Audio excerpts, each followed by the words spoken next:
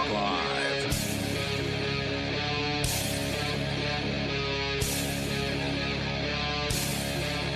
It's Free Talk Live. You can call in and talk about, well, whatever's on your mind. That's what we do here on Free Talk Live. We make the phone lines available to you to call in and participate here. It's what it's what our calling is, I swear. Call in 855-450-3733. It's 855-450 free as in freedom. It's Mark with you. Melanie. Aria. And I brought in some show prep guys, and I'm just going to skip across all yours and go straight to mine because I like it. Benefits of being the guy in charge. Well, I guess. I mean, it's a scary idea that I might be in charge of something. But here we are. So this is from antiwar.com, and Brett Wilkins writes here today. Apparently, actually it's 2 days old. I'm sorry, I misread that when I looked at it earlier. Apparently, Jimmy Carter, our former president, has said that the U.S. is the most warlike nation in the history of the world. Former president says peaceful China ahead of us in almost every way. Now, these are pretty wild and bold statements until you realize that, reading this article, nothing he said here is false. No, that's how I would characterize the United States. The only U.S. president to complete his term without war, military attack, or occupation has called the United States the most warlike nation in the history of the world. I think it's worth pointing out that, the Iranians felt free to take some hostages while Jimmy Carter was in charge, but as soon as they thought Ronald Reagan was going to come in, they immediately released them all. Well, that was prearranged, though. I mean, they intentionally withheld the hostages for a few more months, specifically to wait until Reagan was in office. Is that so? I mean, we have some kind of proof of that? Not on hand. Oh, I mean, but you believe that? Yes. Okay.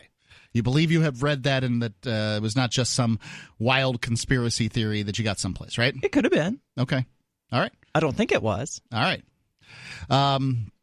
During his regular Sunday school lesson at the Marinthia Baptist Church in his hometown of Plains, Georgia, Jimmy Carter revealed that he had recently spoken with President Donald Trump about China.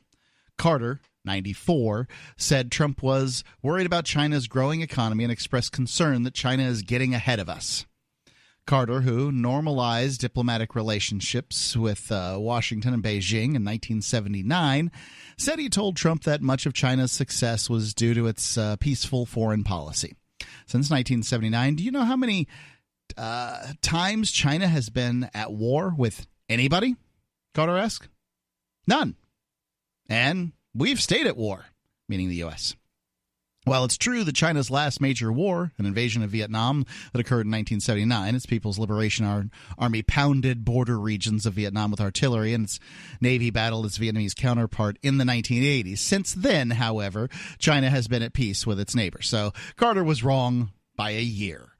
But he's right that the U.S. has, basically had some conflict going on someplace at all times since then. We've been at war my entire life. Yeah, well, you can say we if you'd like. I don't consider myself responsible for it. Fair enough. But, yeah, I think it's interesting that, I've been told that Red China is a danger, that we've got to watch out for Red China. But China hasn't been doing – if it's been doing something that is, bettering its interests around the world, it hasn't done it with military force. It's done it by giving out money or diplomatic stuff or whatever, trade deals, these kind of things. They haven't had to use weapons in order to do it. That's a pretty good thing.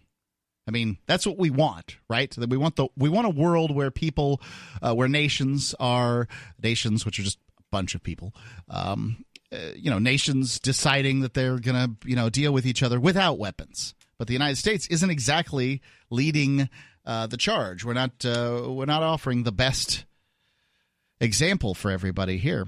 Well, I'm not sure that China is either. I've heard, and I don't know if this is true or not, but I've heard that the reasons they're expanding into the South China Sea and building these man-made islands and things like that is essentially to blockade Japan and to reignite that age-old tension between them. I don't know what they're doing in the South China Sea exactly, but they clearly are doing something in the South China Sea. And it's got all the war hawks all upset that we're going to be fighting China here in the very near future. And, China's apparently trotted out this missile called the Carrier Killer, which is this thing's amazing. If you guys haven't heard about it, I probably should have brushed up on it before this conversation, but and you can look it up right now just to make sure I'm not telling lies. But this is a missile, I believe you, that basically flies up into the high atmosphere, then comes straight down at Mach 15, meaning that basically there's nothing on board any ship that the United States has that can do anything to it. It more or less liquefies into a hole in the middle of the aircraft carrier and sinks it. And there's more or less nothing you can do. Now, I don't know upon what platform this thing's launched, right? Is it off of a truck? Is it going to be moved around? Does it have to be at the Chinese space station or space port or whatever where they launch these? I don't know. But I can tell you that it's pretty frightening that more or less they have a system for dealing with aircraft carriers. At this point, aircraft carriers, up until very recently, were the pinnacle of weapons platforms. You can now move fighter jets anywhere in the world, have them take off, and then you're in great shape. Well, not so much anymore. And it's a game changer. So I don't know. Maybe we're going to be using some peace to deal with China and their South China Sea stuff. I would hope so. Yeah. Carter said that the U.S. had been at peace for only 16 of its 242 years as a nation. Counting wars, military attacks, and military occupations, there have actually only been 5 years of peace in U.S. history. 1976, the last year of the Gerald Ford administration, and 1977 through 80, the entirety of Carter's presidency. Carter then referred to the U.S. as the most warlike nation in the history of the world. The result, he said, of the U.S. forcing other countries to adopt our American principles, China's peace dividend has allowed and enhanced its economic growth. Carter said, "How many miles of high-speed railroad do we have in this country?" he asked. China has around 18,000 miles of high-speed rail lines, while the U.S. has wasted, I think, $3 trillion on military spending, according to a November 2018 study by the Brown University's Watson Institute of International and Public Affairs. The U.S. has spent $5.9 trillion waging war in Iraq, Iran, Syria, Afghanistan, excuse me, I said Iran in there, that's not on the list. Iraq, Syria, Afghanistan, Pakistan, and other nations since 2001. So $6 trillion. You have to consider the United States is currently $22 trillion in debt. So somewhere over a quarter of the current debt in the United States is wars since 2001. And that debt, let's see, when George Bush came in, the debt was $5 trillion. And that means that of that $5 trillion, how much of that was war debt previously? Remember, the debt had been around at the very least since Andrew Jackson, meaning that there was Civil War debt on the books that we are still paying interest on. How much of that debt is interest? It just keeps going up, people. And these aren't solutions to the let's fight another war in another godforsaken, lonely place on the planet over nothing. Let's try to instill a new government into a country so that they, I don't know, hate us like all the other countries that they've tried to do that in. Well, maybe it's time to try a new plan. War is bad for economies. It's very bad. 855-450-3733. It's 855-450-FREE if I'm wrong. You need to tell me. Free Talk Live, 855-450-3733.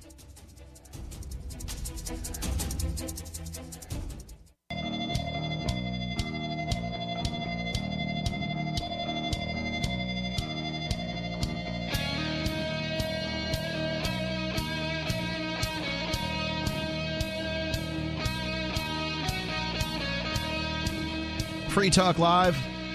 Call in, talk about whatever's on your mind. It's Mark with you. Melanie. Aria. Want to tell you about the Edge wallet. I am very excited about the Edge wallet. It is an app, and you can go through the iOS or Android stores and get it for free. And on it, you can buy, sell, trade, and securely hold more or less all the cryptocurrencies you've heard of at this point. I understand you probably know of a cryptocurrency that Edge Wallet doesn't support, but more or less, it's the most of the cryptocurrencies you've heard of. The big ones, certainly. It's user-controlled. They don't hold your private keys. This is so important. Never, ever, ever use a wallet where somebody else is holding your cryptocurrency. You control your money with Edge Wallet. There's support for, let's see, I've got a list here of some of the coins: Bitcoin, Bitcoin Cash, Ethereum, the ERC20 tokens, Monero, Ripple, Stellar. There's probably some ERC20 tokens that aren't listed, but many tokens, and many more, many more. And this is a veteran team. They've been making the previous product since 2014, so they're ready to go. They've got the good programmers, and you could just go and get it at edge.app. That's EDGE, like Mark Edge. It doesn't have anything to do with me, but it's probably a detriment using me as their spokesperson because I know so little. Edge.app. Secure your freedom with edge.app. I just have to find out what's going on. Normally, I would not take Sarah's call when I have so many other calls on the line, but I'm going to ask everybody to just hold because this just seems so interesting. It looks like Sarah got herself kicked off at the local radio station. What happened, Sarah? Yes, so I got banned from the morning local show, the KKOB. It's called the Bob Clark Show. So I've been kicked off for like 3 to 4 years, and the reason was that he said I was talking about red light cameras on every call. Really? Yeah. Okay. So like, was this during Red Light Camera Awareness Month? No. I mean, he opposes the red light cameras. He opposes it. Yeah. And then I support the red light camera. Right. And then if we have like a mayor on the show or yeah, sure. like candidates. Absolutely. That's done on local radio. You got to get all the local liars and thieves, parade them through and ask them softball questions so that they can get themselves reelected. Yep. So I would ask them, how do you feel about red light cameras? And then Bob, Mr. Clark, he got mad at me about it. So he said I'm bringing it up constantly, so he kicked me off the show. But you're bringing it up to candidates, not just as a top. So to me, there's a difference between I'm going to call in every night and talk about red light cameras versus every time you have a candidate, I'm going to ask them this specific political/legal question. Well, I was doing both. If they had some kind of, why is New Mexico, they would have like, why is New Mexico always on the bottom of the list? And I was calling and says, because we have no red light cameras. And then he would get mad. He said I would mention them, so he kicked me off the show. So I'm sorry. What list are you referring to? The bottom of what list? All the lists. She thinks New Mexico is the worst place in America. Basically a third world country. No, I mean, we are on the bottom of the, all the good things were on the bottom, and all the bad things were on the top of the list. No, that's Mississippi followed by Louisiana in most categories. And after that, it's New Mexico. Sarah, as a talk show host, normally they're not going to let you call in about the same thing over and over and over again. I don't know if you were. I just know that that's what he is claiming, right? She said she was. And well, that's what he was claiming. But you know what? He kicked off a bunch of people off the show, and his ratings were going down. So I don't know. I think they were taking my call the last time, and things might have changed. But a lot of people were asking me that here they recognize who I am, my fans. They always wanted to know why they never hear me. I said he kicked me off just because of I was talking about things that he was opposed to. So That's the if way it only goes. Free Talk Live was live 7 days a week in New Mexico, and people could then hear your calls on Free Talk Live. Sarah, thanks for the call. Appreciate it. Hope you get back on there on that guy's show. Appreciate it. Free Talk Live, 855-450-3733. Let's go to Mortified Penguin calling on the Discord lines. Listen to the difference between the call clarity between these two calls. Mortified Penguin, you're on Free Talk Live. Can you hear me? Mortified Penguin. Look at the clarity. I mean, it's so clear. It's like clear. you can't even hear the guy. Maybe he could unmute his microphone. Mortified Penguin. I think I've done everything right, so I don't know what to tell you. I'll put the Discord back on hold and try to figure it out later. Let's go to Rob in Vermont. Rob, you're on Free Talk Live. LRN.FM.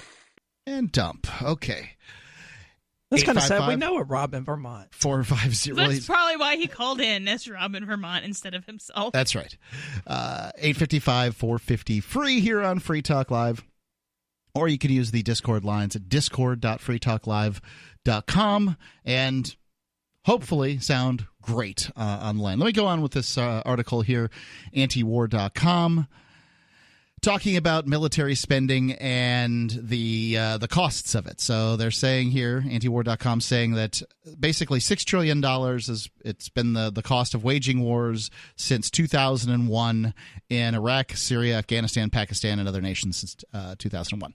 Look, I am a budget hawk, which means that most people are going to ally me with the Republicans, right?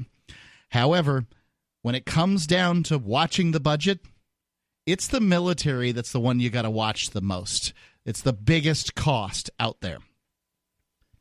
Absolutely. And it's what, creates all of the inflation and things like that we've seen throughout the last century of war. And it's always been the case that when a nation goes to war, its rulers inflate the currency in order to pay for it. They clip coins, they start putting lead in the gold or whatever happens to be cheaper than gold in order to pay their soldiers because otherwise they simply can't afford it.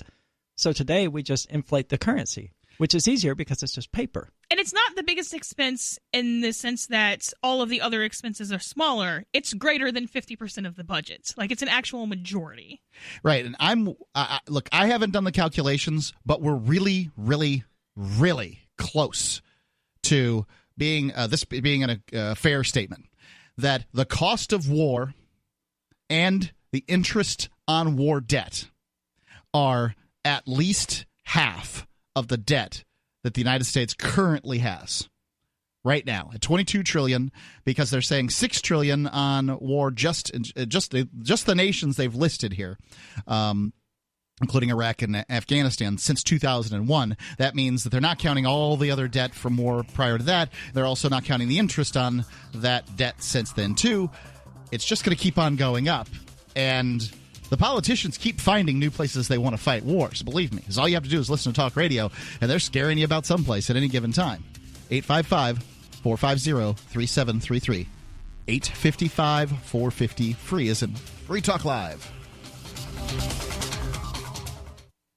Free Talk Live has found that though U.S. financial institutions are prohibited from doing business with foreign gambling websites, it's not illegal for U.S.-based internet users to gamble on those sites. People have been using VPNs or virtual private networks to connect to sites like games.bitcoin.com and play games with Bitcoin Cash. Games.bitcoin.com features poker, blackjack, roulette, craps, keno, slots, and dice. You can conduct your own investigation at games.bitcoin.com.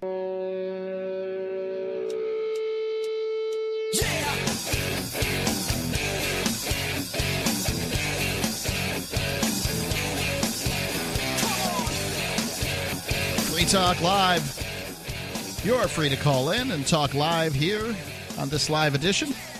The number is 855-450-3733. It's 855-450-FREE. Want to tell you about our Discord rooms?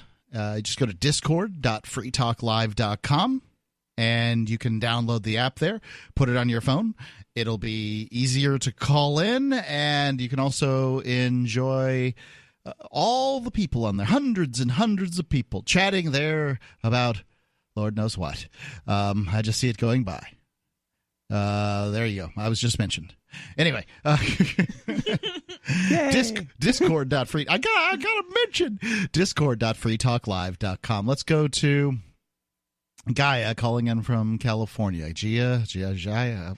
Gaia, you're on Free Talk Live. Hi, my name is Gia. I'm a young trans woman and Antifa member, and I wanted to talk about how cryptocurrency is racist and call Aria out, too. All right. Well, then go right ahead. Cryptocurrency racist. I'm going to have to hear some premise behind that, but go right ahead.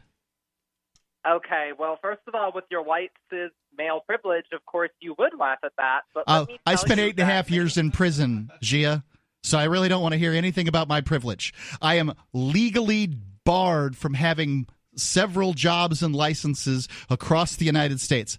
I have less privilege than your average black guy. Go ahead. Well, I'm sorry to hear that, Mark, but now you at least know what the average black individual feels like. No, I don't. The average black individual can get a job. I can't. No, that's not really true, but white supremacy aside, so many people of color do not have access to computers and electronics as many of you white people do, first of all. Secondly, the names of these cryptocurrency are racist, like Litecoin, light as in skin color, and Monero, that sounds like moreno in Espanol. That's clear cultural appropriation. Isn't that for people with brown hair? How do you know if it's cultural appropriation if we don't know who made Monero or what their race is?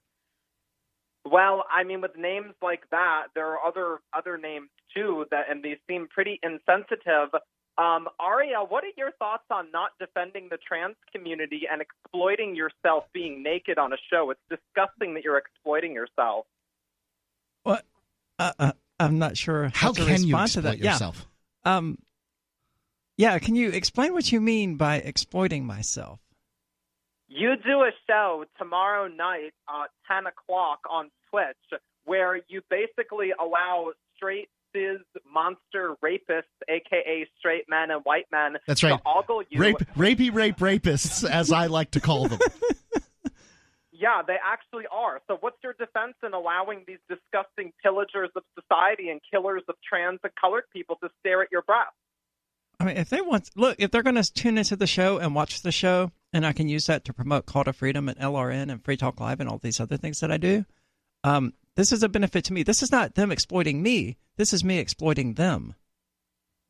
Okay, well, I have a quick little thing really quick to read before I get off of here, a little poem, and it's dedicated to you cis white scum. I have written a little poem to you white people. It's glorious. Excuse me, white man. Excuse me, rapist. Thank you. Don't you gender me.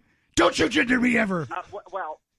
Well, I haven't seen you wear too many dresses lately. My pronoun is your majesty, and if you don't use it, you're racist. A woman doesn't have to wear a dress. As a white man, it would be. You should know this, okay, Gia. Here it is.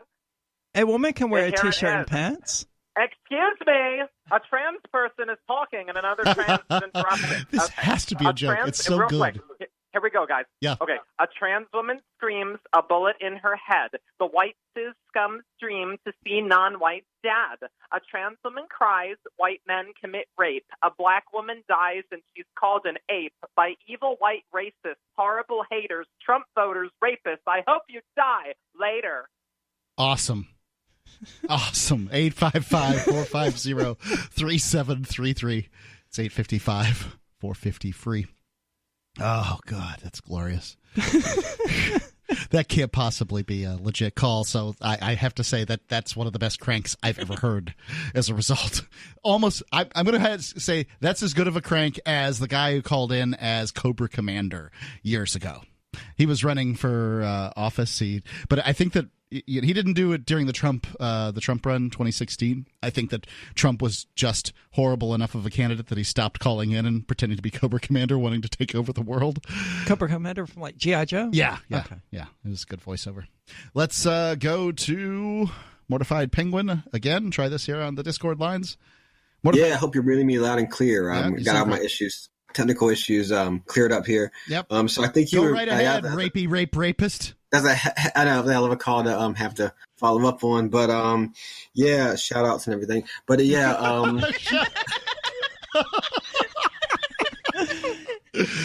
y'all know. who that was. But anyway, shout out to the cisgendered rapists out there.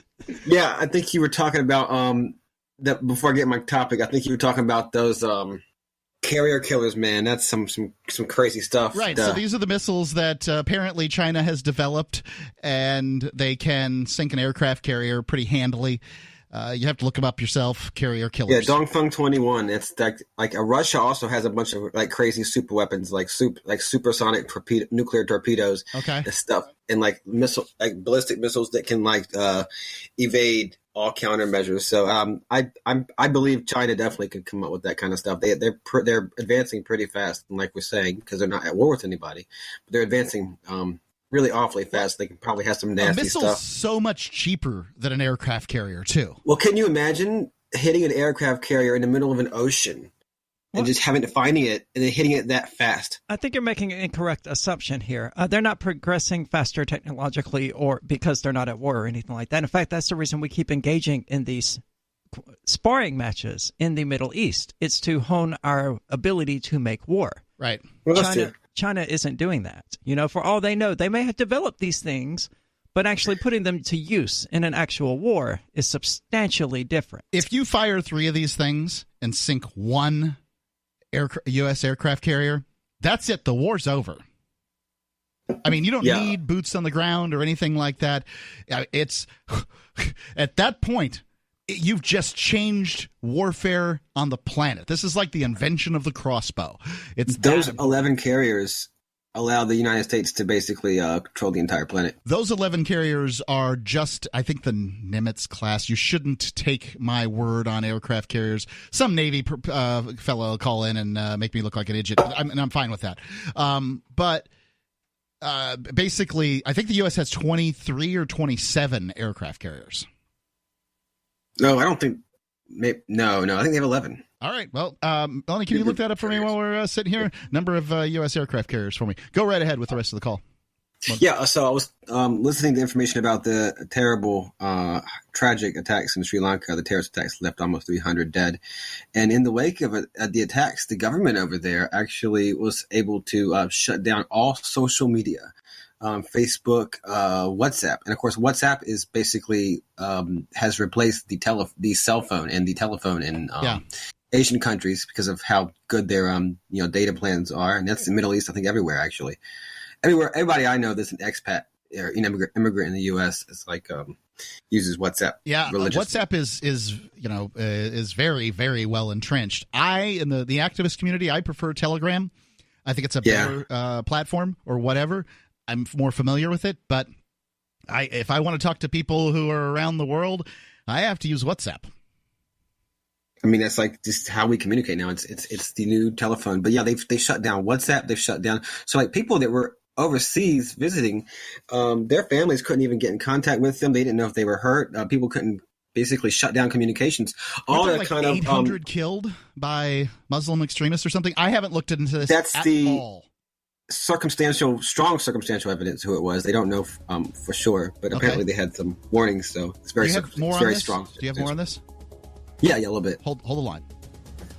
855-450-3733. It's 855-450 free as in Free Talk Live.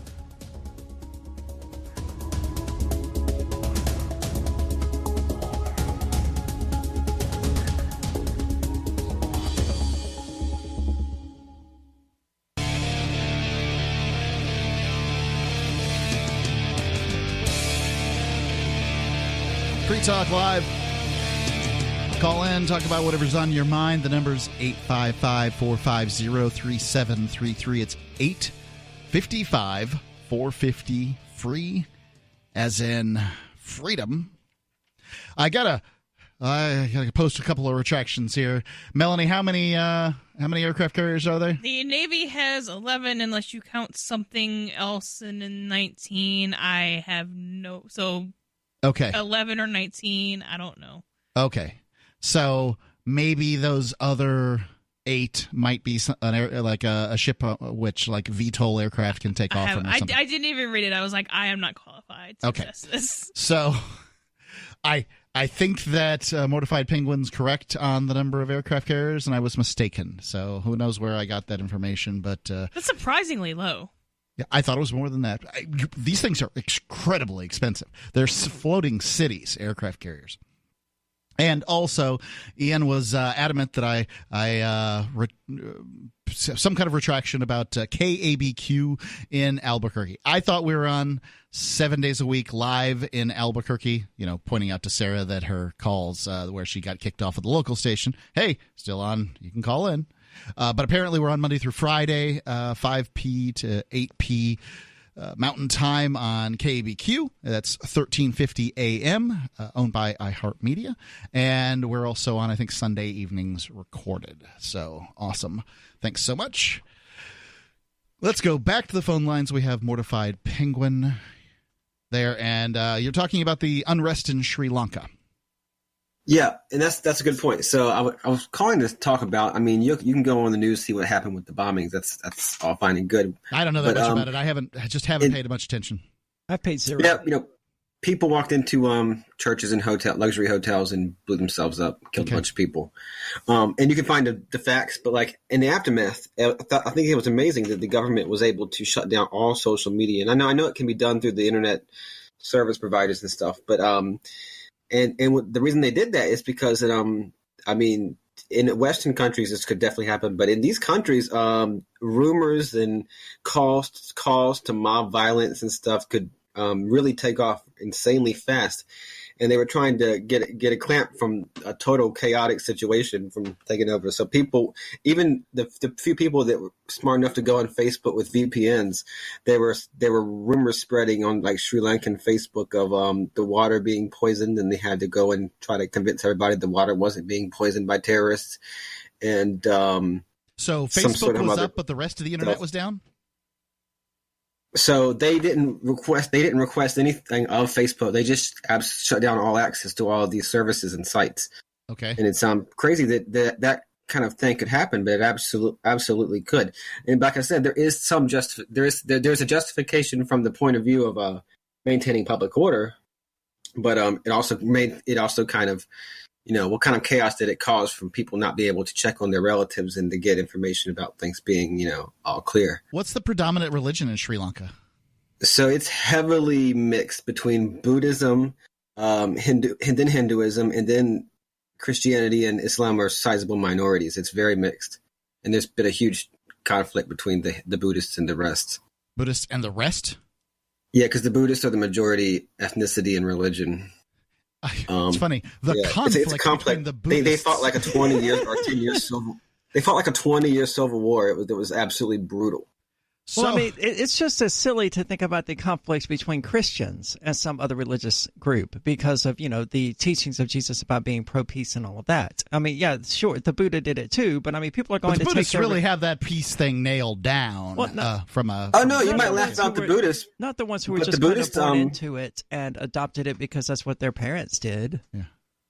What was that? The Buddhists attacked and burned down Muslim villages or something, like Muslim houses, just like last year or something like that. So they've had like that kind of violence even recently, but even after the Civil War.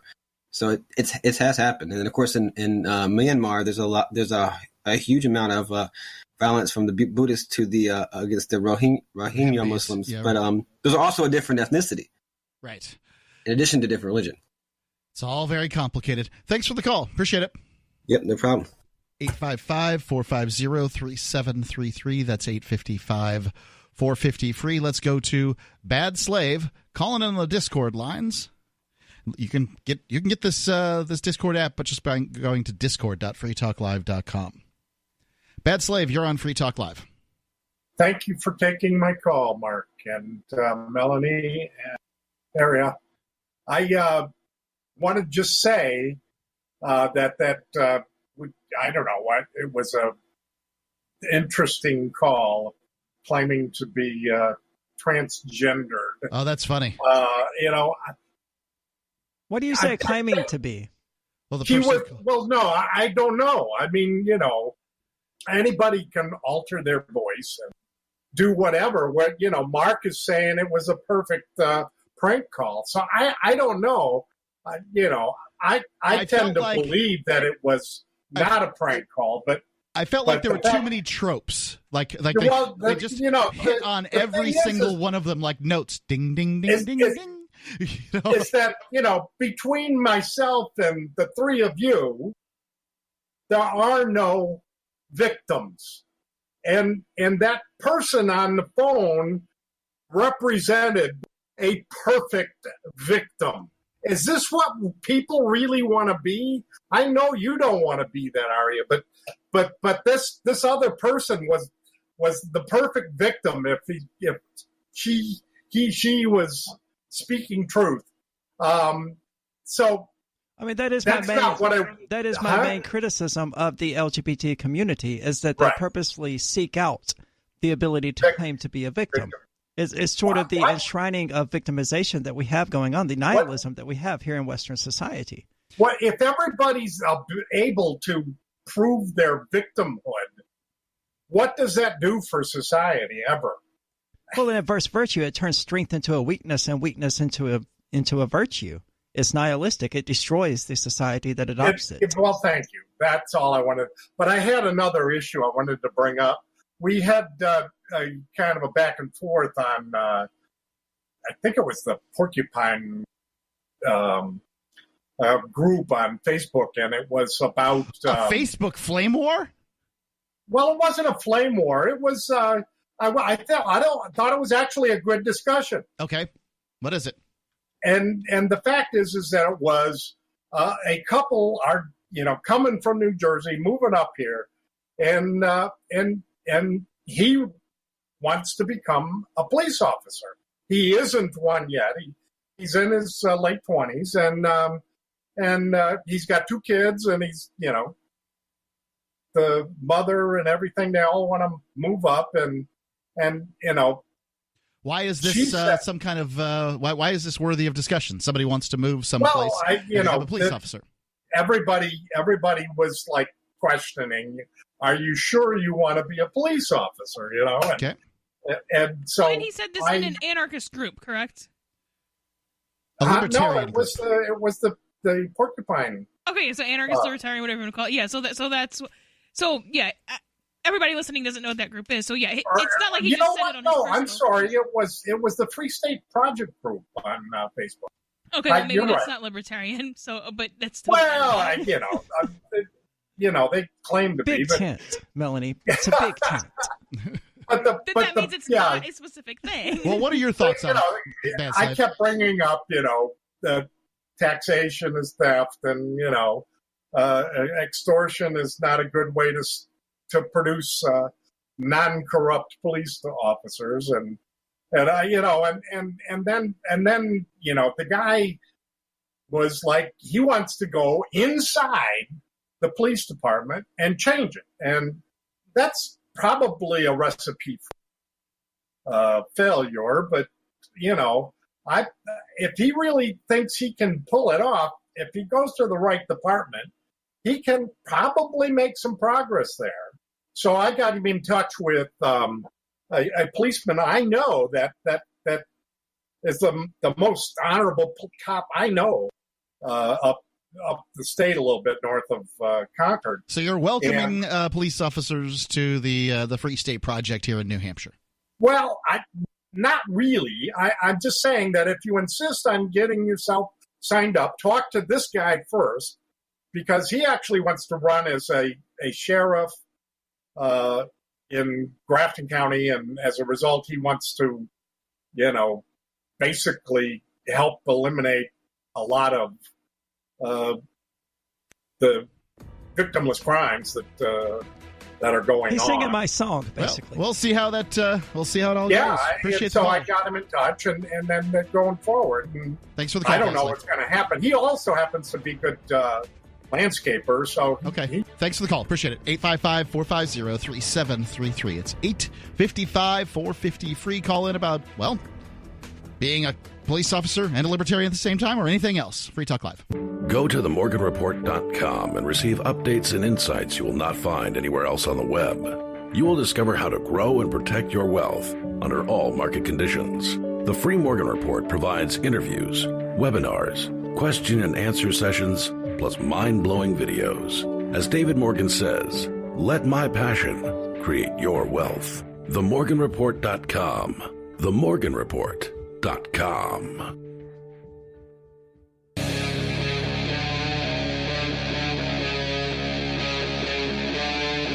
Free Talk Live.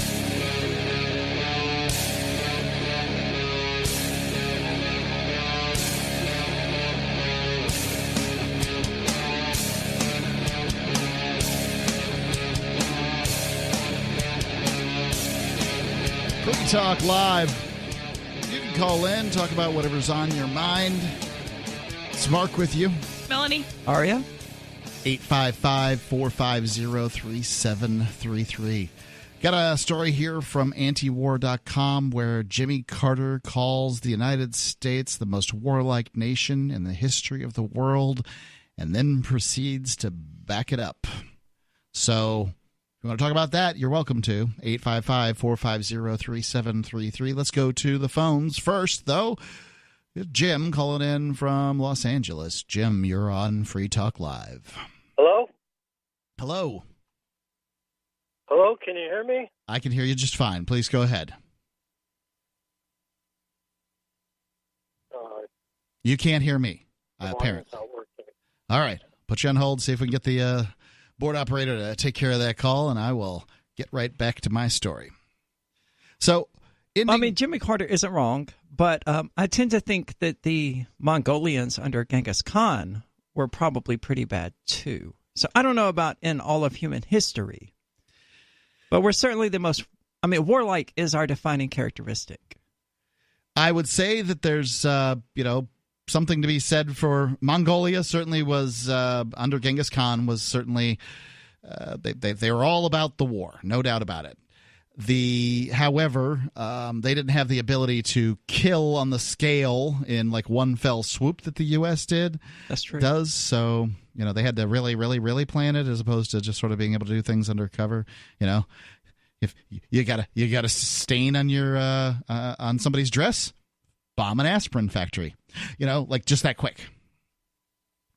Let's go on here. He's talking about the cost overruns that the military has, basically blaming much of the debt. I'd say about half of it is military spending. I outlined that earlier. By the way, you can go to archives.freetalklive.com. You miss a portion of the show? No problem. Just go to archives.freetalklive.com. We've got the show going back for like 10 years with almost no interruptions there. Carter says it's more than you can imagine. China has not wasted a single penny on war, and that's why they're ahead of us in almost every way. I think the difference is that if you take $3 trillion and put it in American infrastructure, you'd probably have $2 trillion left over, Carter told his congregation. We have high-speed railroad. We'd have bridges that aren't collapsing. We'd have railroads that are maintained properly. Our education system would be as good as any in South Korea or Hong Kong. I don't think money is going to fix the United States educational system. The money just keeps on going in. I'm here in New Hampshire, and they'll spend more here than they will, say, in Alabama. It's still almost every single time the government-run school is the worst school in a given geographic area for a given grade, like 99-point-something% of the time. Well, he says fix it, but isn't the education system more or less working as intended? Isn't it supposed to be this mess? Could be. I don't think the United States needs high-speed rail either. We've got cars. If we do, we would have them. Right. Like, all the U.S. needs to do is fix these bridges that are there's a lot of bridges around that are having problems. There's no doubt. And, fixing some bridges would be a great thing. But you saw under the Obama administration that, they were looking for shovel-ready stuff, and they weren't ready. They were looking to spend money, and they did. They spent. But, what did we get out of it? Not that much. Well, while there is a prevalent belief in the United States that the country almost always wages war for noble purposes and in defense of freedom, global public opinion and facts paint a very different picture. Most countries surveyed in a 2013 Gallup poll identified the United States as the greatest threat to world peace. And in 2017, the Pew Research poll found a record number of people in 30 surveyed nations viewed the U.S. power and influence as a major threat. The U.S. has also invaded or bombed dozens of countries and supported nearly every single right-wing dictatorship in the world since the end of World War II. It has overthrown or attempted to overthrow dozens of foreign governments since 1949 and has actively sought to crush nearly every single people's liberation movement over the same period. It has also meddled in scores of elections in countries that are allies and adversaries alike. That's from antiwar.com, from Brett Wilkins. And if you have some rebuttal to this seems like a pretty fact-based article. There's not a lot of opinion here. And those are staggering facts. Right, they're staggering facts. The United States, he says, supported pretty much every right-wing dictatorship. The idea that a nation that fought a war against a king to gain freedom now supports monarchies in Saudi Arabia and all throughout the Middle East and around the world, it's amazing. Can you believe that? 855-450-3733. It's 855-450-FREE. Aria, apparently there's another question for you coming in from Mel in New Jersey. You can go to, I guess you can see Aria if you go to the Twitch or DLive cams. You go to twitch.freetalklive.com or dlive.freetalklive.com. Aria's here in the studio. And I don't know, describe yourself, Aria. Why would people want to go see on your camera? Well, because I'm a trans person. Let's take a moment to exploit myself here. Yeah. Let's do it good and properly. Because I'm a trans person, and that's generally interesting. It's generally uncommon within the libertarian movement, which gives me that whole angle to work. I choose not to work it. I think this is the first time we've ever mentioned my being trans on Free Talk Live. Well, I mean, you're working it because you have bright red hair that's down to your shoulders. I mean, you're spending some time working it. You may not be doing it right on the air on Free Talk Live. Well, sure. That's the red hair isn't to broadcast the fact that I'm trans or anything like that. It's because it generally does cause me to look more feminine than my natural hair color. Is that so? It is. I'll take your word for it. Plus the color of eyeshadow I use complements it well most of the time. Today I wore black because I didn't sleep at all and I didn't feel like dealing with it. But normally I wear like blue eyeshadow or something like that. What were you doing instead of sleeping? Just being awake. 855-450. Other alternative. 855-450-FREE. Let's go to Mel in New Jersey. You're on Free Talk Live. Hi, Aria. I love you. Thank you. And Mark and Melanie, your show's great. I listen all the time. It's fantastic. Appreciate it. My question for Aria is, do you have any advice for a 53-year-old MTF transgender person who is MTF? homeless? Male to female. Okay. Male to female. Sorry. I don't know the abbreviations around here. Who is homeless and cannot stand working in the work environment as a male. And being 53 years old and over 10 years on hormones, having a lot of problems with this. Ouch. Can I have a moment to collect my thoughts on that? That's a complicated thing. Of course, the older you are, the more difficult it's going to be. Most of the people that were at the ACLU event that we recently attended exhibited that problem pretty starkly. Very few of them actually began, transitioning when they were teenagers or even preteens, which let's not get into that. But anything past the age of teenager is going to be difficult because we tend to form ruts in our lives of just going through the same actions day in, day out. One of the reasons that I left Mississippi was because of facing that reality of one day I was going to pop into this convenience store right down the street as a male, and then the next day it was going to be female. So you transitioned, left, and then transitioned as you left kind of thing? More or less. Yeah. I mean, the transition was slow. It was more of a... Bought a bag of eyeshadow, and out you went. Yeah. Okay. I lived as a male during the day for work. I didn't have much choice there in Mississippi. But at night, what I would characterize as cross-dressing. To where? Where'd you go? Places. Clubs? Sometimes. Cross-dressing clubs in Mississippi? Not Memphis. Memphis. It's a long drive? No, it was about 20 minutes away. All right. Mel, hold the line here. We'll see if we can get some advice out of Aria. Please, if you would. Okay, thank you. 855-450-3733. It's 855-450-FREE. Free Talk Live.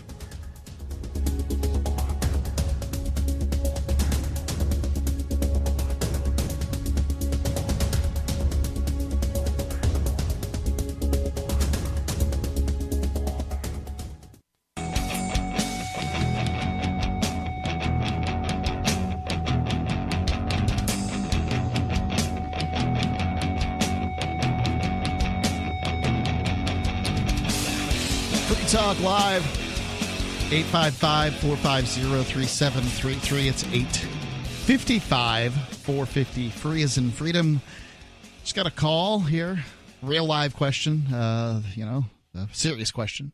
And we're going to get to it. Mel in New Jersey wants to know from Aria, who's a trans person, what she, Mel, can do to sort of, be more successful as a person and as a trans person. And it's a difficult question. We'll get back to it here. First, I want to tell you about Bitcoin.com. Bitcoin.com is your premier source for everything related to Bitcoin Cash. Bitcoin.com can help you to choose a Bitcoin Cash wallet, buy Bitcoin Cash, show you where you can spend your Bitcoin Cash. You can also read the latest news or engage with the community on the forum there. Learn more at Bitcoin.com. By the way, they have opportunities for you to play games over there at Bitcoin.com. They've got pretty much everything. You can get some free Bitcoin too at free.bitcoin.com. If you've already got a wallet, you'll first need to get one of those, and they've got one of those there too. Great one. Bitcoin.com. Go back to Mel calling in from New Jersey. Mel, you back with us? Yes. Okay, excellent. Aria? Okay, so you highlighted several problems there. My advice for any sort of task is always to break list the problems? I'm working on it, yeah. Sorry. My advice for any sort of situation is to always break a large problem into smaller ones, right? When I sat down to write a book, which turned out to be the length of the entire Lord of the Rings trilogy, it's totally unpublishable because of that. But I didn't sit down to write a 500,000-word book. I sat down to write 3 pages a day. I took this gargantuan problem. It's like the expression, a journey of 3,000 miles begins with a single step. That's a very applicable adage to any situation. So what you're faced with are 3 primary problems, as I understand them: homelessness, and unwillingness to work as a male, and the need to transition. Now, all of these compile together into one gigantic mess of a problem, but it can be broken down into 3 different ones. The homeless separately is how I would recommend addressing them. The homelessness is obviously going to be the most critical of these problems. I didn't particularly enjoy working as a male, especially once I, began coming out and things like that. But sometimes you have to do things that you don't want to do, right? Sometimes you just have to. Does that lead to depression and stuff? If you I don't know. All I can do is listen to what I hear. Well, I mean, it certainly doesn't. I'm on 2 antidepressants as treatment as part of my hormones as well. So ideally, one can look far enough into the distance that having to endure something like that over the short-term future isn't too problematic. Sure, I didn't enjoy it, but I knew that it was a stepping stone to something else. So viewed in that context, I think it's probably bearable and shouldn't be a significant contributing factor to depression, I would hope. I mean, and if it is, just remind yourself of that every single day. That is simply a means to an end. And that means is eliminating the homeless problem, right? So first but I got a question about that. So at my age, I'm never going to be the girl I want to be. Okay, so at my age, I'm looking at death, destruction, disintegration. It's all over. And it's why bother anymore? But I can't function as a male in this society anymore as well. Isn't that the dilemma of growing older? I'm 48, Mel, and I'm never going to be the 27-year-old male that I was before, 195 pounds with a body fat percentage of 6%, where, and not a bunch of gray hair. Well, it's not anymore for him. It's that, this is a thing that I can't have, and that is perpetually denied to me. Isn't it worse to have had it and lost it than to never have had it? I would say not in the case of transgenderism. Okay, I certainly don't know. because it's a pain that I can relate to well. I will never be that 21-year-old drunk out there drinking with friends, partying in a club, being just treated as a normal girl. It's just never going to happen. But at the same time, the girls who experienced that, they didn't have my experiences at the age of 21 either. So in a sense, my individualism sort of protects me against looking too much into the past and saying, oh, well, I didn't have this experience, I didn't have that experience, because I did have a lot of experiences. And they were always going to be unique to me. But the truth is, I wasn't going to be out there at the age of 21 getting drunk, partying in clubs anyway, because it was never my style. Maybe doing other things with friends in smaller environments, but I was never going to be in a club.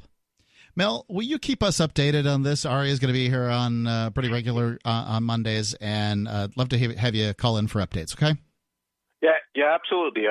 Thank you, Aria, for your advice. Makes a lot of sense, and I appreciate the phone call. Thank you very much. Sure. Good luck. 855-450-3733. Thanks for the call. 855-450-FREE. Jim calling in from Los Angeles. Jim, you're on Free Talk Live. Thanks. Really appreciate the show. You guys are such good sports, letting people talk whatever they want to talk, whether it offends somebody or whether it does not. I mean, I just really love this. I hate to kind of segue off of this subject. It's a very serious subject, but I would like to talk about socialism and clear the air once and for all. Okay, let's clear the air about socialism. When the Republicans talk about socialism, basically they're talking about that doesn't work. They're talking about the failed and corrupt attempts to become a socialist country like the former Soviet Union, the USSR, United Soviet Socialist Republic. Right, Venezuela. There's a few others out there. Cuba. There's quite a few others out there. Yeah. So how would you define socialism that would not include the USSR and Venezuela? Well, let me explain that, because I'll get to that. Let me explain. See, newsflash, Lenin and Stalin were dictators, okay? Top-down totalitarian government killed tens of thousands of their own people. The same thing with the Nazi Party. Hitler was a dictator, and his top-down totalitarian government was obvious and killed millions of his own party. Now, let's take Venezuela. There were also socialists. I don't know what Venezuela... Well, he was basically a dictator. He wrapped a flag around himself and goose-stepped into the very end of it, just like the Soviet Union. But I'm sorry, they were not at the end a socialist country. He was a dictator. Now, let's take Venezuela. Okay. Venezuela, I don't know what it was when it started, but it is now and has not been for years a socialist country. It's run by a dictator, and waiting in the wings is another dictator to take over. Well, half the country... It kind of sounds like dictators are the outcome of socialism. I'm going to hold you over here, Jim, if you'll just hold the line. The number is 855-450-3733. It's 855-450-FREE. We're going to find out the kind of socialism that works because... Well, I mean, if socialism is statism and they're the exactly the same thing, some of it works better than others, right? Free Talk Live. I want to tell you about my favorite cryptocurrency wallet, Edge Wallet, at edge.app. Edge is the wallet I use more than any other, and that was true long before Edge Wallet became a sponsor of Free Talk Live. Edge Wallet allows you to buy, sell, trade, and securely hold your cryptocurrencies, including Bitcoin, Ethereum, tokens, Monero, Ripple, Dash, Bitcoin Cash, and more. It's available for both Android and iOS, and you can download it via the Play or App Store or via Edge Wallet's website, edge.app. Secure your freedom with Edge Wallet.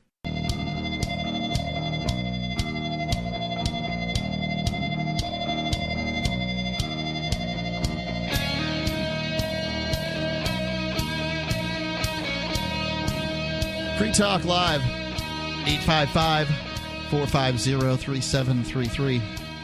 It's 855-450-FREE, as in freedom. I want to tell you about Freedom Fest. It's the largest liberty-oriented gathering in the world. Freedom Fest theme this year is the Wild West. Was it a time of liberty and opportunity or lawlessness and violence? We'll find out.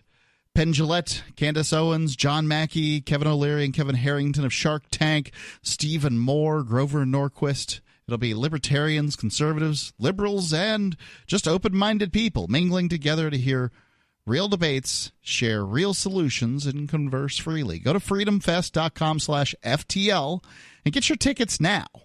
We're going to be there at Freedom Fest. Looking forward to it. It's Ian's first time. You can come meet us there. freedomfest.com/FTL. The coupon code FTL50 will give you $50 off. So that's nice. If you're not convinced, go to freedomfest.com/FTL and get the 5 best speeches from last year for free. Right there at the same website, freedomfest.com/FTL. Judge Napolitano, Alan Dershowitz, Charlie Kirk, Heather McDonald, John Mackey, all for free. freedomfest.com/FTL. I will be speaking there, so I'm excited. freedomfest.com/FTL. Let's go back to Jim calling in from Los Angeles. So, Jim, I'm going to recap here real quick. I believe your premise was that Stalin, Venezuela, Pol Pot, Cuba, and all these... They were basically, it was a failed and corrupt attempt.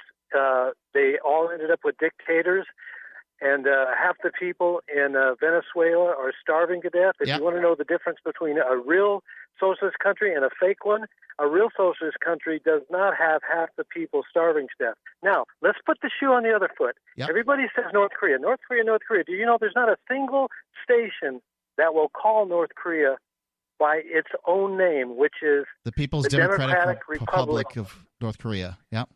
Exactly. See, I could say that and say, see, democracy doesn't work. Look at North Korea. Democracy doesn't work. Now, here's another one. I'm just putting the shoe on the other foot. Democracy doesn't work. Well, they're neither democratic nor a republic.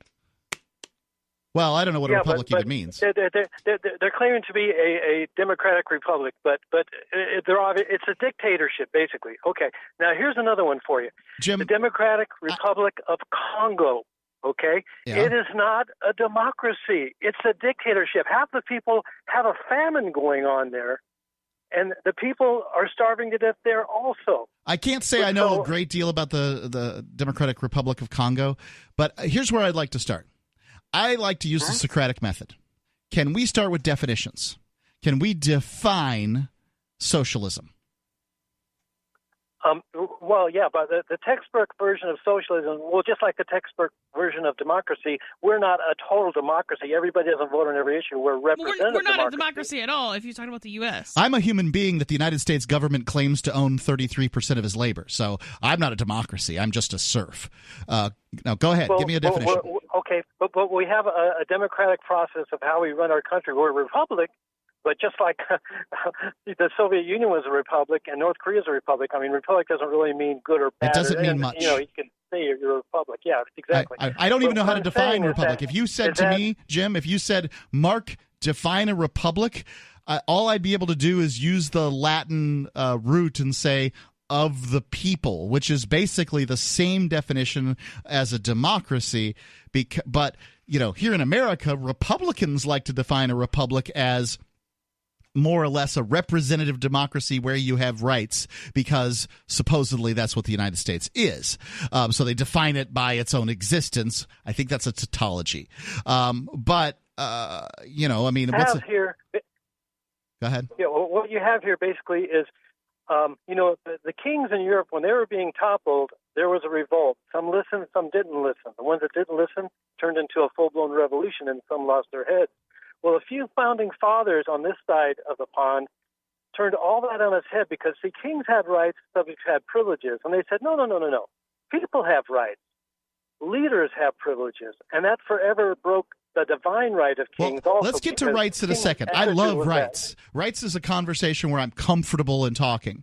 But can we, at this point, the problem is that likely where you're going to go with this, Jim, at some point you're going to say Denmark or Sweden are socialist countries, which I'm not going to argue with you. I'm not going to argue with the United States as a socialist country.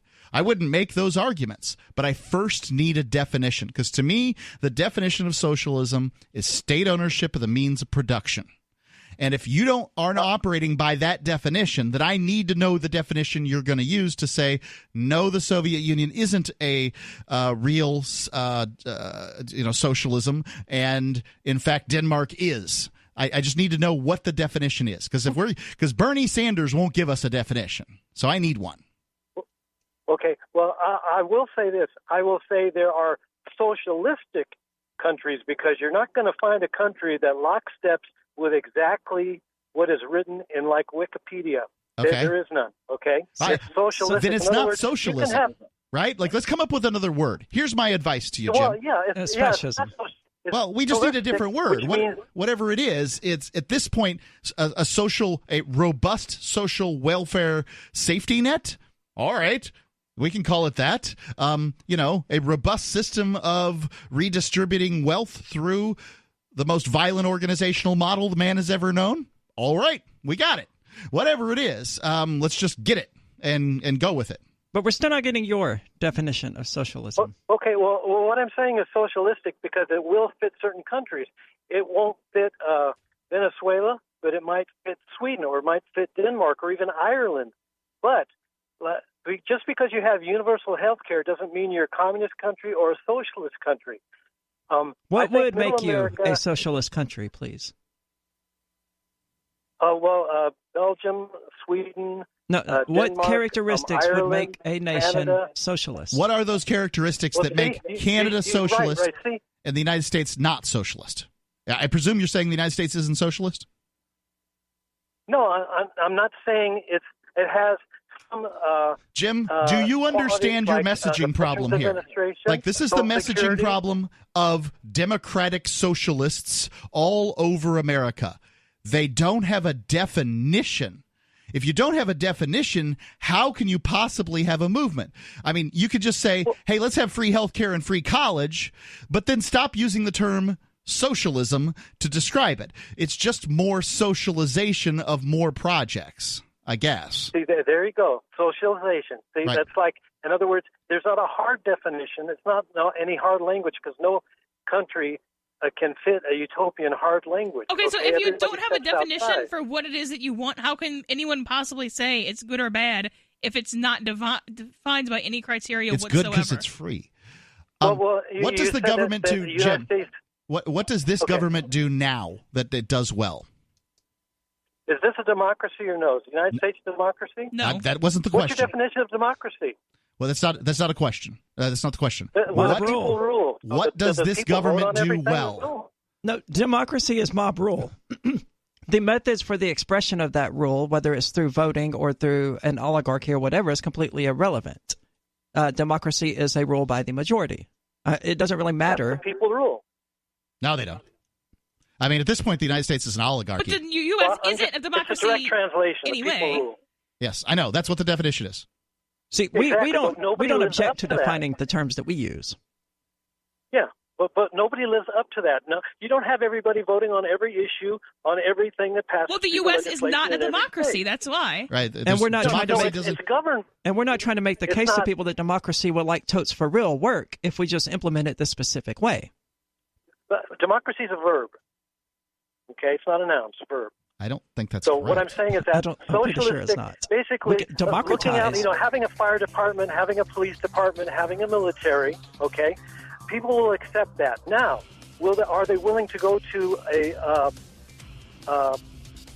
where everybody has universal health care? Now, there's a lot of countries that are not socialist countries or socialistic that have universal. All right, Jim, I'm going to hold you. So I'm going to hold you. I normally don't hold somebody over two times. 855-450-3733.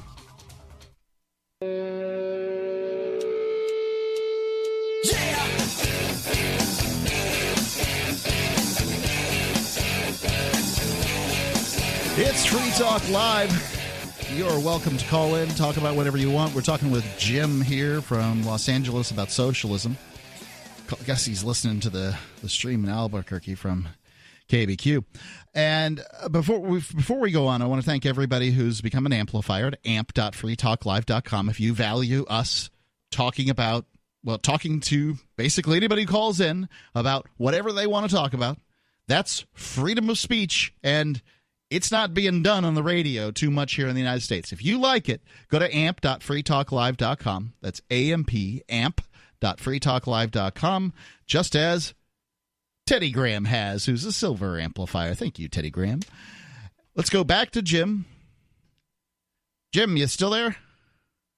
Yeah, appreciate you holding me over. You guys are fair-minded, and you're right. You're unique on the radio as far as letting people say what they want to say. I mean, you chime in, but you just don't keep interrupting them like some of the news stations do. I do want to say that the Founding Fathers over here, they had life, liberty, and the pursuit of happiness. Right. To me, you cannot have you cannot have life without health. Sure. And when Bernie Sanders says it should be a right, I think he's correct as far as because no corporation should have so much leverage. Well, there should be no over corporations. A corporation is a construct of the state, right? So it should only have the powers. That is just a way that the government creates for people to take less responsibility for their actions. A corporation allows people to be shielded from real torts. So I'm against the notion of corporations generally, but when it comes to healthcare, I'm against the enslavement of doctors. Right. Which is exactly what universal health care, free health care, however we wish to characterize it, is. That doctor has the choice on what to do with their labor. Well, you don't have to become a doctor, though, but I have to pay for it. Like, this is my problem with it, Jim. Yeah, but I mean, what about the fat guy who smokes cigarettes every day, who's got a problem at 55 with diabetes and, emphysema? Why should I, a person who doesn't smoke and is not obese, have to take care of that guy financially? I see your point. My problem with the whole situation is that when you're paying $20 for an aspirin or $750 for your child's inhaler that they need every month, everything is extremely overpriced. Oh, yeah. And when absolutely.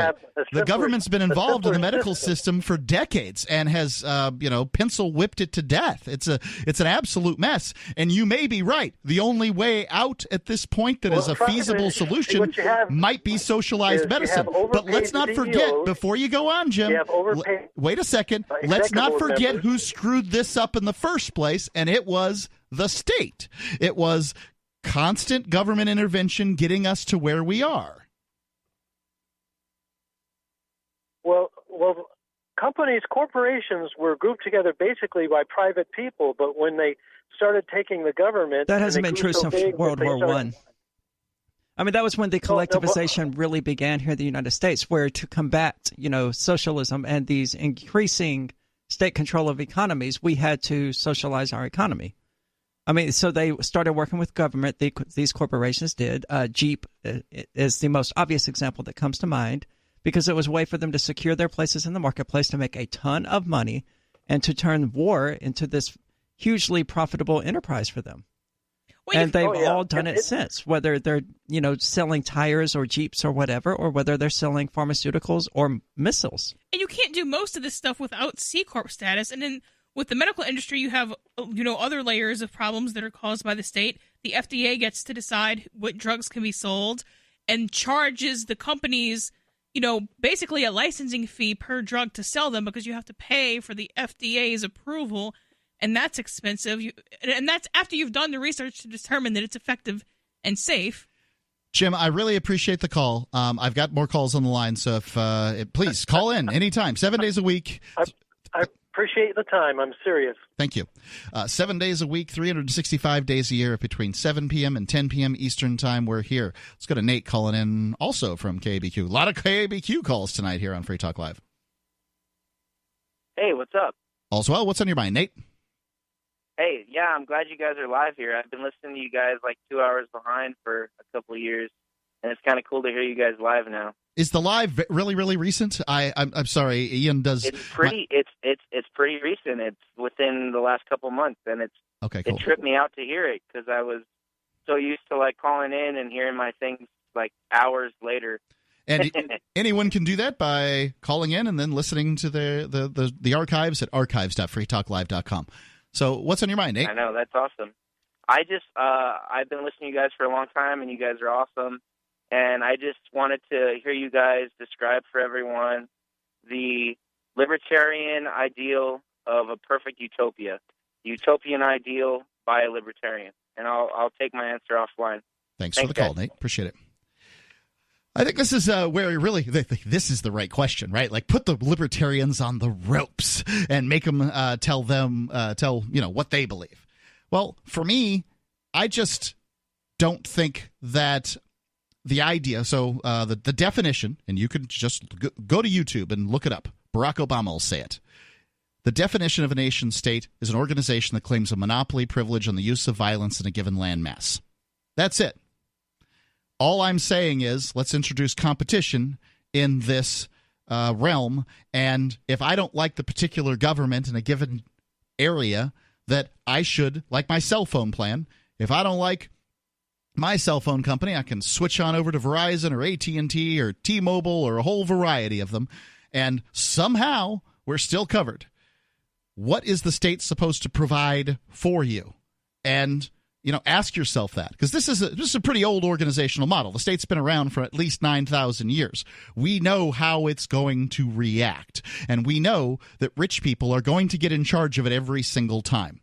The rich and powerful have been in charge of the government since there have been governments, because that's the model. So, asking a libertarian what they believe about sort of a utopia government situation is like asking an atheist, well, tell us what's going on in the spiritual realm. Well, the atheist is going to say, there isn't one. And I'm going to say, as a libertarian, that nobody has a higher claim on your life, your volition, and your income, your wealth, your family, than you do, and that nobody should be able to tell you. If you live in a given geographic area and somebody claims that over you, what is the functional difference between that person who lays a claim to your life and your property and your volition? What is the functional difference between that person and a slave master? And I contend that there isn't one. There's not a functional difference. It's a very big plantation. We're all on it, and none of us are in charge. Oh, you say we get a vote. Excellent. Can you outline for me the last time your vote was meaningful and changed an outcome? Because it's unlikely that it did so above the local level.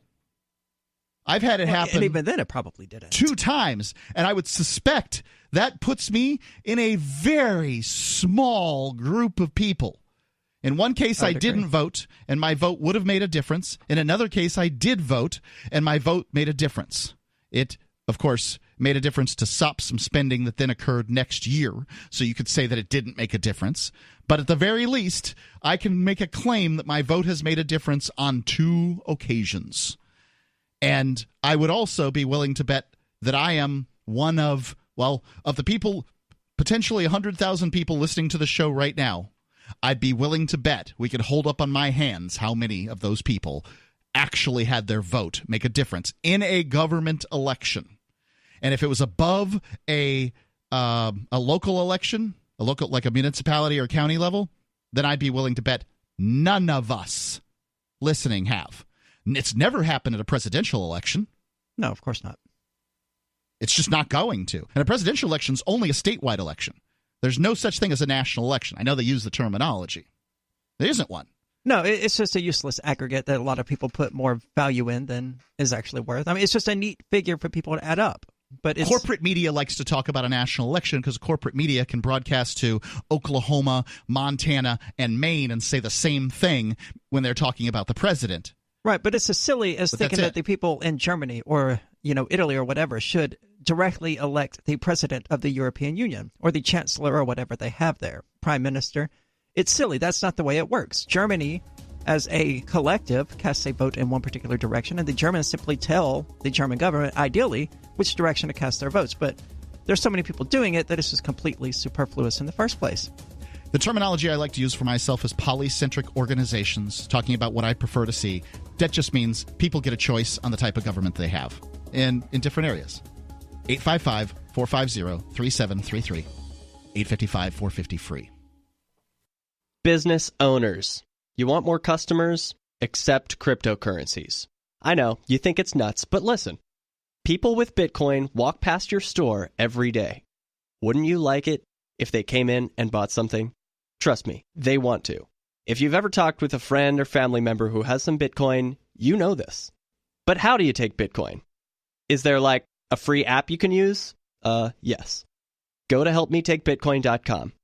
Helpmetakebitcoin.com adds Bitcoin to your point of sale, totally free. There's nothing new to buy. Use the same equipment you already have, now with Bitcoin. Lets you take other cryptocurrencies too. These things are like sports teams. Everyone's got their favorite, and you can take all the good ones. And unlike credit cards, you pay no fees. Let the guys at helpmetakebitcoin.com bring new customers into your store. helpmetakebitcoin.com.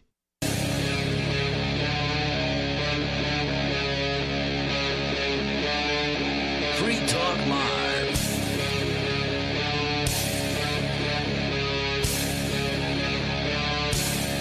It is Free Talk Live, and you are free to call in and talk live here on Free Talk Live. Almost 200 radio stations across the U.S., live 7 days a week, 365 days a year. If it's between 7 p.m. and 10 p.m. Eastern Time, you can call in and talk about what's on your mind. It's Mark with you. Melanie. Aria. 855-450-3733. Let's go to David calling in from New Mexico. David, you're on Free Talk Live. Hey, yeah. On another time, I can tell you why you have some small responsibility to help with a guy who smokes and overweight and so on like that. How's that? Another time. It'll take up too much time right now. What I wanted to do was, I just mentioned it because you had asked the question on air. Okay. If I can't get an answer. Does he have a responsibility to subsidize my hormone therapy? To the same small degree, yeah. Okay. But anyway, so your that Freedom Fest or whatever it is, theme Wild Wild West or Wild West. Yep. In New Mexico, there's a recurring theme where whenever crimes, other Mickey Mouse stuff goes on, you hear this recurring theme. The people will flippantly say, "Well, it still is the Wild West." They kind of use that as an excuse to explain bad behavior in New Mexico. Also, remembering that the FBI, the head of the FBI in New Mexico, has stated that New Mexico is the most corrupt state in the nation, and they continually prove it. This judge that I was researching, this Pamela Smith, she was a probate judge in Sierra County, which is T or C, Truth or Consequences, which is an apt name. The town Hot Springs that changed its name to Truth or Consequences. And this judge... Do they have a hot spring? Has not been... Yes, they do. Oh. They do. That's always nice. Do they have consequences for liars? Probably not. Well, this judge is finding out that there may actually be beginning to be some consequences for liars in the state of New Mexico. She got the Supreme Court suspended her back like a year ago when they were investigating this, and then now it looks like the criminal charges are finally going to come. But what she did, I did some deeper reading in some court documents, and it's rather elaborate. This Dominguez guy died at 82 and was discovered, and she the judge, turns out, was not only the probate judge for wills, that kind of thing, but she was also had gotten herself appointed by the University of New Mexico to be the deputy in that area for the OMI, the Office of Medical Investigator, I believe that stands for. And that should never have happened in the state of New Mexico or anywhere, because it's a conflict of interest to be the judge over dead people as well as the medical investigator. So that never should have happened, but it did. And then another thing that she did is her husband, Randy Smith, he's got a nice Facebook page, which is a boat repair and boat sales shop at Elephant Butte Reservoir in New Mexico, a big boating hot spot. And that I was just going to ask. Pertinent. I mean, there's a boating place in New Mexico. I guess I don't think of it as a boating hot spot. Go ahead. Yeah, well, for all you Easterners and all over the West, every bit of water that flows has been dammed up, with very few exceptions. Yep. So there's lakes near those dams. Yeah. So there's these big lakes that result from rivers being dammed up all over the West, and New Mexico has a dozen of them. And one of the biggest one, I think it's the biggest one, is the Elephant Butte Reservoir. Anyway, he's got a boat shop there, and that comes into play because Randy Smith, and like I said, he's got a Facebook page for this business. You can see his smiling face and the business. And funny thing is, you can see a building which looks like it's under construction, a brand new building, which in the court documents I read that Randy Smith, of this $280,000 they took from this dead guy, some of it went into his business, and it looks like it may have been used to help build Randy Smith's building, their repair shop.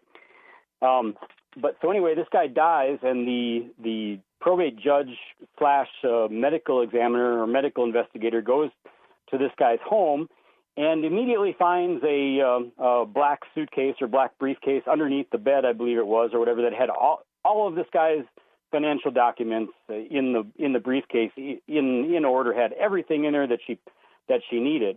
And then later in the court documents, I read that and she claimed that she could not locate any next of kin. She had a discussion apparently with the chief of police in Truth or Consequences, New Mexico, and she claims that the police chief told her that he didn't know of any relatives. However, the chief of police told other people in the course of this investigation that he thought that the guy had relatives in New York. And she claimed that the judge claimed that she had contacted the pension administrator of this guy. The guy was a bricklayer, a mason, and he'd been in a union, and he was getting some pension from them.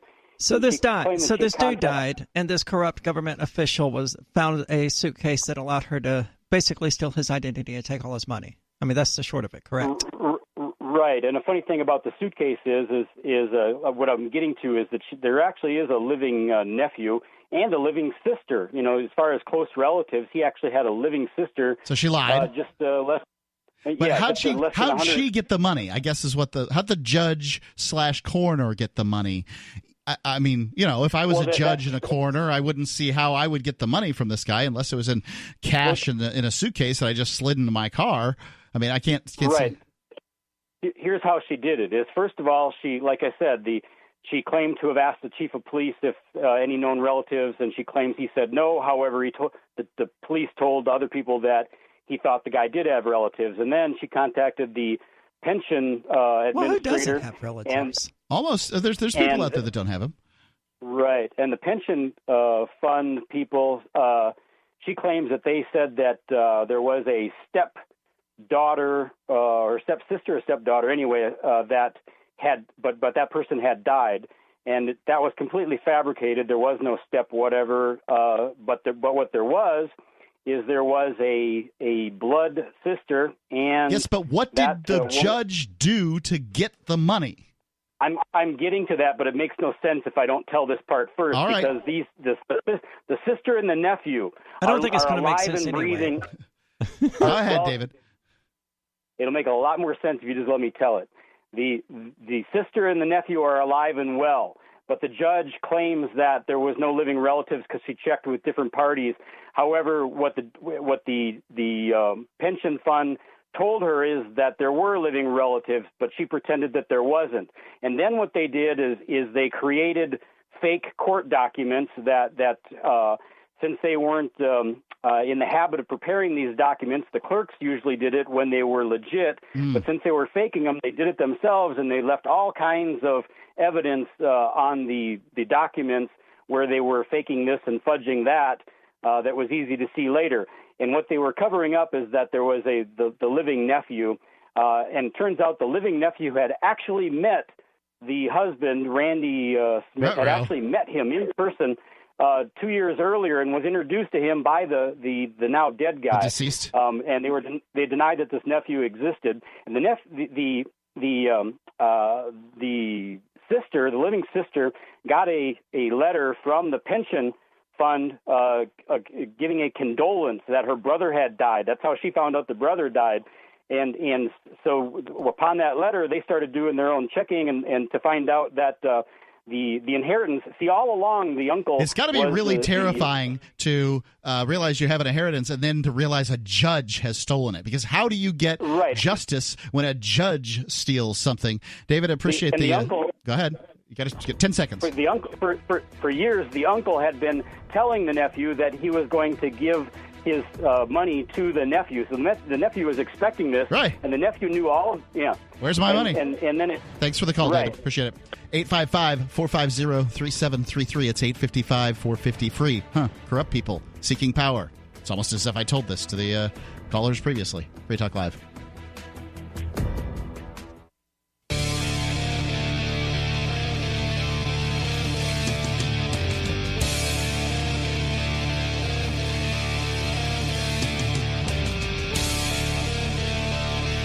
It's Free Talk Live.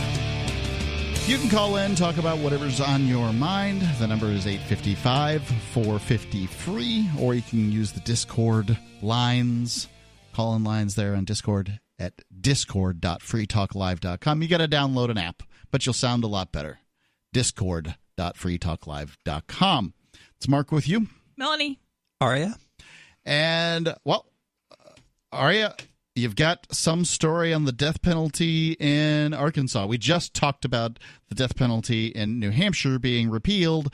And, well, it's kind of silly in New Hampshire because even though they have the death penalty, it hasn't been used since the 30s.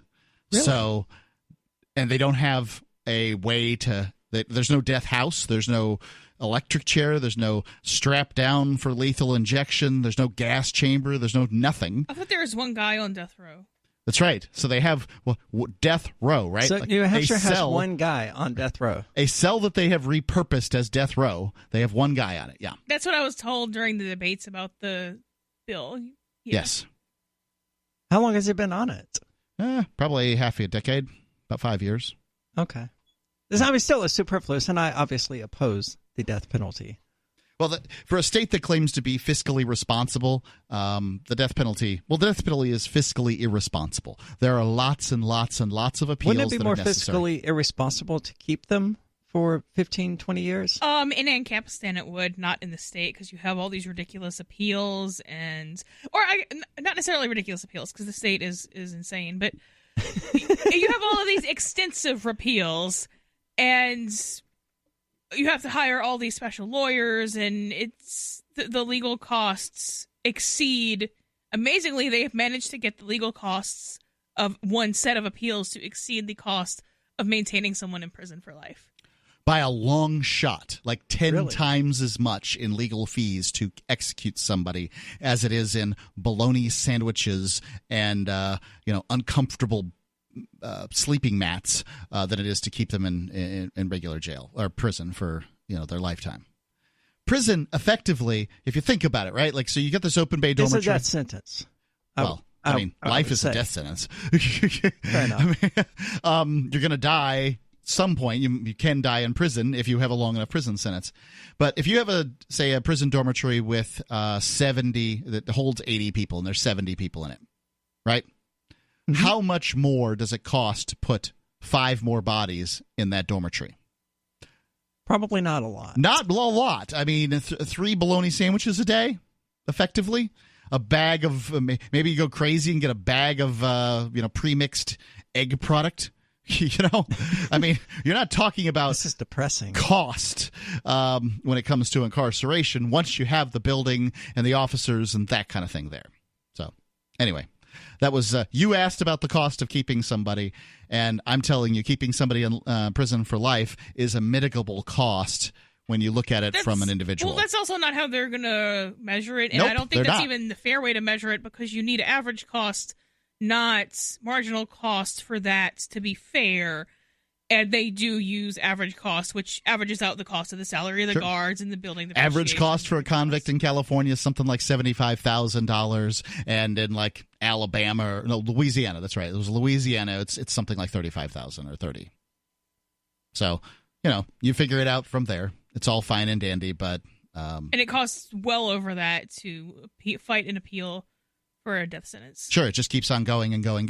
And if the state is going to have a death penalty, I would much rather it be exorbitantly expensive. Well, right, yeah, me too. Yeah, especially you since won. they keep falsely convicting people, so it's not unfair to have an extensive appeal process if you want to kill a guy. And the places where they're most likely to use the death penalty, they have the least efficient criminal justice systems, the ones that are most messed up. And how do you solve that? Well, what would those states be? Southern states. Oh, yeah. Places like Mississippi, where you're from, and Louisiana, where Melanie's from, and, Florida to some extent where I'm from, but probably not quite as bad. So, anyway, what are they saying? Not really the South. Well, it's a story from Arkansas about death row inmates who have filed a federal lawsuit over whether the sedative that Arkansas uses for lethal injections. Yep. What did I say? Sedative? Yep. Okay. Causes torturous executions. Okay. This is coming 2 years after the state, hurried to put 11 people to death, or 8 people to death within 11 days because some of their drugs were expiring. Right. And so they couldn't get it's more really of them. hard for state governments to get these death penalty drugs these days, which makes no sense, but whatever. Well, actually, because the company that made fentanyl suddenly developed a conscience. They don't. Well, no, actually, the pharmaceutical companies do not want to sell it to them. Sure. Oftentimes, the states will use what is not technically this, but basically the same thing as a shell corp to buy the execution drugs because these drugs have other purposes. What are the other purposes? Well, barbiturates, sedatives. I gotcha. Morphine sometimes. So there's a cocktail that's mixed together. Yeah, so it's usually at least 3 things. Okay. So sometimes the pharmaceutical companies will even be in other countries and sue to get the drugs back because they were bought under fraudulent pretenses. I'm not sure how you could sue to get your products back, but apparently sometimes they do that. But yeah, they have to go to great lengths to hide their identity and what they're going to do with the drugs. I mean, heroin addicts all across the nation have shown that they can overdose on opiates relatively effectively. So we have all the evidence we need as to how much. Just put that together if they wanted to do that. But you'd still have to find a pharmaceutical company to sell you large quantities of heroin. Well, I really don't see why that would be that difficult. Let's go to James calling in from Indianapolis. James, you're on Free Talk Live. Hello. I just have a comment or just about execution. Sure. On the death penalty. My uncle was robbed at gunpoint. Yep. And the person, he gave his wallet up and the cash in his wallet up, and the person still shot and killed him. Disgusting. Yes, and that person was found later because the police did a canvass and found the person, and they had his wallet and his identification, his credit cards on him. And as a result of that, he was prosecuted, and he was put on death row, sentenced to death.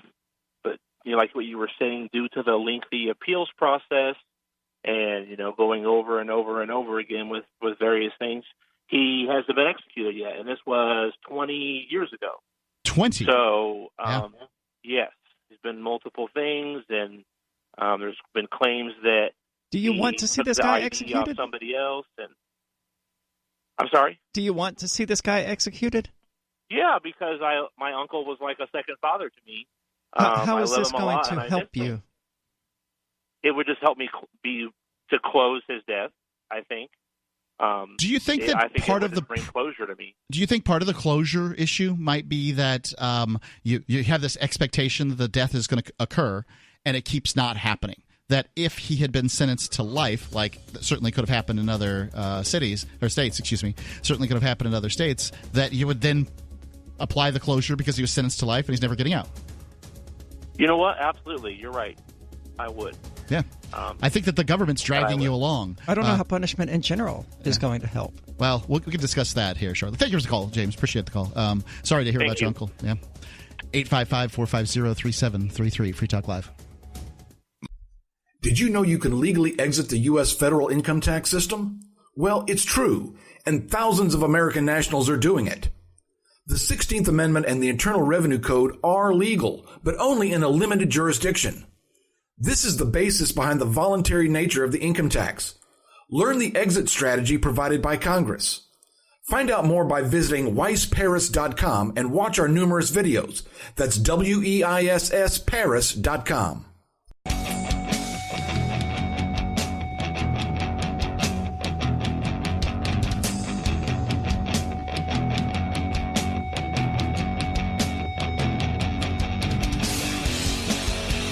Free Talk Live.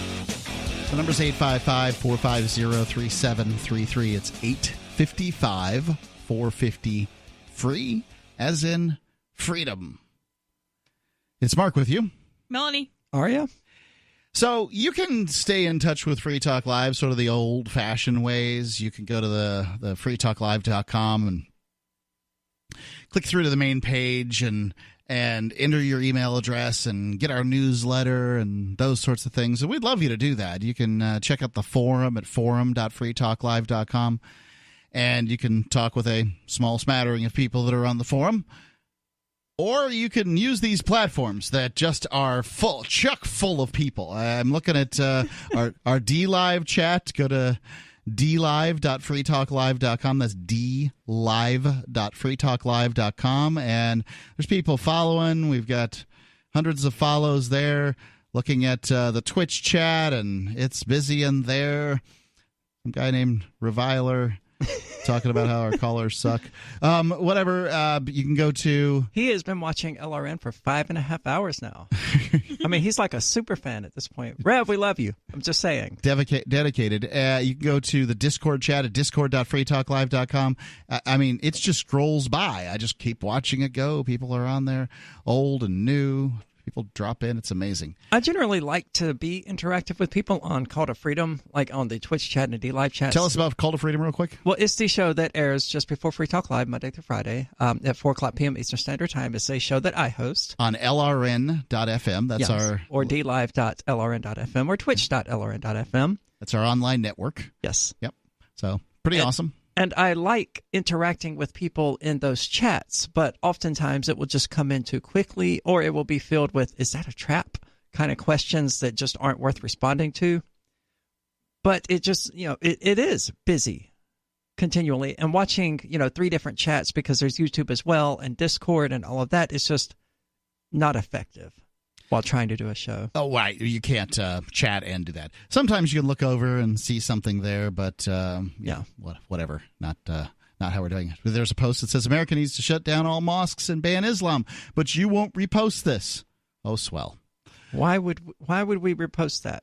I mean, there was a Muslim here on the LRN channel or family for years. Yeah, we don't need to do that, and it's absolutely ludicrous. But if you want to post it in the chat room, you can, and... Well, all right, whatever. That's certainly your opinion. People say all kinds of crap on the internet. They do indeed. Dumb stuff on the internet. Wait, there's a dumb person on the internet. So speaking of dumb people on the internet, I guess we were talking about the death penalty, and everybody's got their opinion on this.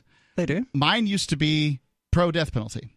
As far as I'm concerned, you take out a mad dog and you shoot it, and I don't I don't lose sleep at night right now thinking that there are guilty people on death row right now that are going to be executed in the near future in America. My heart does not bleed for... Well, no, we have to go about our lives. Right. I mean, we can't dwell on things like that continually. You go insane.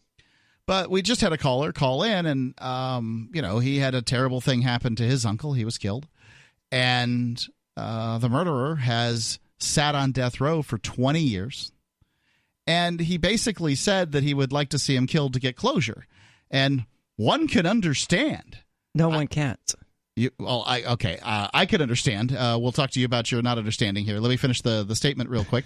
But at the same time, he also agreed that it was likely the state that was making him hang on because the sentence has not been fulfilled. Whereas if it had been a life sentence, basically it's fulfilled and everybody goes on. From there. So what's your statement that you can't understand punishment? Yeah, I don't understand it. And I realize that my situation is unique in this regard because my mother was murdered. And the person, her body's never been found. It will never be found. And although everyone knows who did it, because there's no body, the person who murdered her will never be held accountable. He was sent to prison for an mostly unrelated murder. Okay. And he served 10 years for beating his friend to death with a hammer to steal $2,000 from her. Yeah, really messed up individual. You only got 10 years for that? Yeah, only 10 years. And he didn't even serve the full sentence. Wow. He was out on parole after like year 8. Well, I will defend the criminal justice system and its systems of releasing people early, because if you don't give inmates some kind of hope to get out early, what's the point in acting good in prison? Yeah, that's a good point. So, go ahead. But I wouldn't recommend anybody have a family member murdered or anything like that. Sounds bad. But if it's going to happen to you, having the person who did it, the murderer, escape without any real consequences whatsoever, it will make you into a more healthy person than one of these people who sits around barbarically, animalistically, lusting after vengeance, trying to change the past by doing a second wrong, by trying to create this eye for an eye world where two wrongs make a right. I mean, because of those circumstances, I had no choice but to find closure within myself about it and to learn to forgive the person who did it, because there was no other option. So my forgiveness is for the forgiver, not for the forgiven, right? Like the person whom you forgave likely, A, does not know that you forgave them, right? No. You're not spending a lot of time chit-chatting with him about, the murder that he has not been convicted of that you forgive him for. Right. So it's for you, and that's the best thing. Certainly, the step one is learn to deal with it. The best way to learn to deal with it is start with forgiveness. It's the reason that all major religions talk about forgiveness, is because, well, it's for you, it's not for them. But when people lust after punishment, it's not forgiveness that they're seeking. They're not seeking to forgive the person. They're looking to see them punished. And it's because, those two things are directly at odds. You can either forgive someone or you can want to see them punished for it. But it can't be both. I can't say that there aren't people in this world that I would like to see bad things happen to that have done bad things to me. I mean, that seems... Obviously, there's a place to start for forgiveness, right? Right. And it'd be really nice if they would learn the error of their ways. But in many cases, many people don't learn the error of their ways until they're caught, and some kind of consequences come down upon them. I don't have an answer to that. Yeah.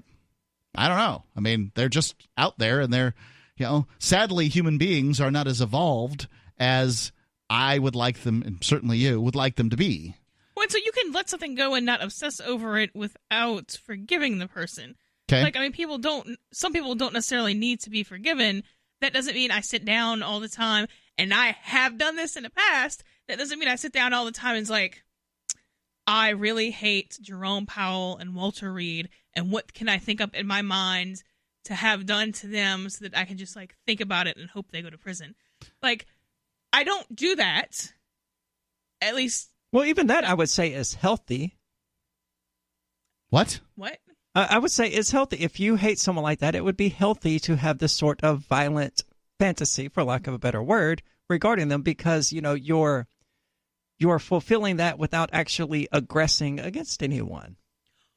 Well, so in the case of these two people, it would be really difficult, and I don't expect you to know, but it would be really difficult to actually aggress against them. But, so without retaliating against them, sure, I have gone down the road of I'm going to seek all the vengeance I can, and that does not have good results. But that doesn't mean, I'm not actively, seeking vengeance, but if Walter Reed ever does go to prison, I am going to celebrate it, but then, the next day I'm going to be all right, whatever, what are we doing today? What about the people that continually, like you said that the person who killed your mother allegedly, also killed somebody else with a hammer and went to prison for 10 years. I have no doubt he would have killed somebody within those eight-ish years that he was in prison if he hadn't been caught. Right. So, certainly prison seems to have served a purpose of at least causing him to inhibit his violent tendencies. Sounds like a success. I don't want to say it was successful or unsuccessful. What he did was immoral, but responding to that immorality with additional immorality, I don't think ultimately really helped anything. So I guess I would say it's only successful in a very narrow sense. All right, well, pardon me if I don't entirely understand. The number is 855. I don't entirely understand. Good. 855-450-3733, Free Talk Live.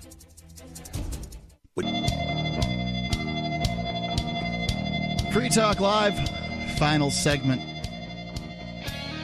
You can call in, probably be able to get you in here. The number's 855-450-3733. It's Mark with you. Melanie. Aria. You know, a lot of people ask about our show prep, the stories that we talk about and those kind of things. Well, we have a show prep Telegram group. All you have to do is go to telegram.freetalklive.com. That's telegram.freetalklive.com. And you can see all the stories we have there. Aria, you're going to post this death penalty thing from the Arkansas there in the Telegram group? Sure. Okay. Just put it right up there, and folks will be able to look at that show prep and check it out and read it further or whatever. And I don't know. People want it. Interesting. Telegram.freetalklive.com. Let's go to the phones. Liberty Phoenix. Been a long time, Liberty Phoenix. You're on Free Talk Live. Pleasure talking to you again, Your Majesty. Oh, thank you, ladies. Loyal subject. So I've got a bit of local drama in, the occupied states of Illinois. All right. I'm here in Aurora, and there has been an individual that was released from prison. He was part of this crew called the Ripper Crew. I guess they had murdered like 18 people 30 some odd plus years ago. He had a 70-year sentence. He got, 1 day for good behavior taken off, so he got out in 30 years. He was supposed to go to a neighboring town. They decided not to keep him, so he came to the Wayside Cross Ministries here in Aurora. Okay. They put him up. It's a place, halfway house for registered sex offenders, people that can't go anywhere else. You know what I mean? So he's a registered sex offender also? I don't believe he is a registered sex offender because I don't think he was ever convicted of any sex crimes. Okay. But he was convicted of murdering at least one person. Of murdering, you said? Yes. Okay. And their crew had killed like 18 people. Okay. But of course, he comes there. The mayor has this huge outcry. There's a huge outcry in the public. Catalyzed by what I think is an individual seeking political office and attempting to push legislation that is going to track and trace every single bullet that is sold in Illinois. I do hear these stories every now and then. So people don't seem to realize that murderers get released from prison all the time. They return to society, thus return to society all the time. And surprise, surprise, they tend not to kill people again. Murderers are the least likely group to recidivize. And, take it for what it's worth. They've had protests outside the ministry. They plan on shutting the place down. I mean, and this is a place that does good work for people that really need it. I mean, these people have nowhere else to go. And so the state likely has his parole is in place, so he has to stay within Illinois. I suppose he could run off to East St. Louis or something, someplace horrible, never get a job, and basically, be forced into a life of crime as a result. But what else does he do? He's got to go somewhere. So, of course, the debate now is, well, can't the city just tell the ministry that he can't live there? Like, can't we just tell him no? So now these people are actually debating whether or not a ministry can house a person that has served their time. Yep. As far as the law is concerned, he has no more beef with them. He did his time. They let him out. And these people actually are debating whether or not they can use the violence of government to force this man from a Christian ministry. Sure. It is once you get once the subject gets out there, then everybody gets their opinion, right? And obviously, murder's bad. Nobody's going to say otherwise. But I'm not going to fault them for not wanting to. I respect their freedom of association. Don't go around him. Right. Don't hang out with him. But I mean, a Christian ministry, ladies and gentlemen, most of you probably would identify as Christians. Let's not forget whom Paul and Jesus and all these people would say that you're supposed to be paying the most attention to. One of the things that Christians are supposed to do as a Christian, is to visit people who are in prison. I mean, how many Christians are doing that? There's lots of great Christians doing lots of great things in the world, but it's quite literally written there in the Bible. And presumably, if you're visiting people in prison, you're empathizing with them so that you can convert them. This guy's at a ministry. We have no evidence that he's not Christian at this point and converted and trying to live out his life in a good way. I hope he doesn't do anything terrible. He certainly could. 30 years in prison doesn't exactly prepare you for the working world. That's for sure. Especially not in this one. I mean, because you figure 30 years ago to now, technology has advanced so much. I mean, he's so far beyond the curve. He's going to have to do something menial if he is doing anything. And that's what the ministry does. The place has a thrift store in the lower portion of it. Yep, that's what Goodwill does. Basically, it's the same business model. Exactly. Where they give jobs to ex-convicts so that they can sift through your junk that you got a government tax write-off for and determine what's saleable and what's not, because I can tell you the people who give it certainly can't. And then they fill dumpsters every day with this stuff, and they try to make a few things work and, launder some clothes and maybe sell off your car, and that's really about it. I'd love to know the percentage of the crap that we give to Goodwill that actually ends up going on the shelves.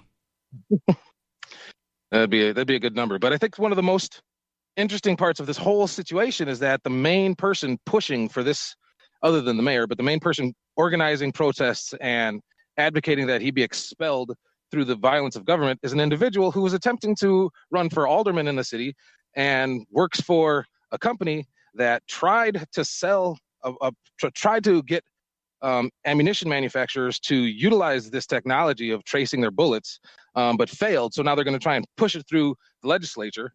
And it feels like this gentleman is just using the notoriety and the fame so that he can push this draconian legislation that is going to require, if within 2 years, from my understanding of the legislation, within 2 years, any ammunition that is not traced has to be destroyed. So all your preppers, everybody that has saved up ammunition for the coming war and apocalypse, you are going to become a felon if you don't get rid of any ammunition that's not traced, that's not traceable. Not to mention, what is this going to do to the reloading community? Right, like that's these people that save a lot of money on their hobby of shooting by reloading their ammunition. So they take, they make bullet heads or something. They melt lead, I guess, into the shape of the bullets and stick them on the old brass. Well, you can buy all of that. Yeah, you could buy reloaded ammunition. Well, also. You can buy the stuff to do it yourself without actually being a coppersmith or whatever. Sure, I knew a lot of people in Mississippi who did it. It's not hard to melt lead. That's for sure. Not at all. No, yeah, you can absolutely do it. I have never tried. And and not to mention the people who store ammunition. I've been told it's the number one thing you should be storing. So, not a bad idea to have a little. There's a certain degree of logic to that statement. Sure. Right. If something bad happens, it'd be nice to have some 22 longs to, bring down some prey. Start eating raccoons. Yeah, let's go with that. But if it's not traceable, you can't have it. Sorry, we have to know. We have to implant, put this overly intrusive surveillance of your property, jam it down your throat, shove it in your life, and you deal with it or not. Comply or die. That's what they're saying. This is the one. This is the area where the gun grabbers are going to probably have the most success. When it comes to is ammunition. They've had some success in California with copper rounds, and it's going to be regulation on ammunition that just makes it more and more and more difficult to pursue the hobby of gun ownership. And I don't know. I don't have any good solutions for you, Mr. and Mrs. America.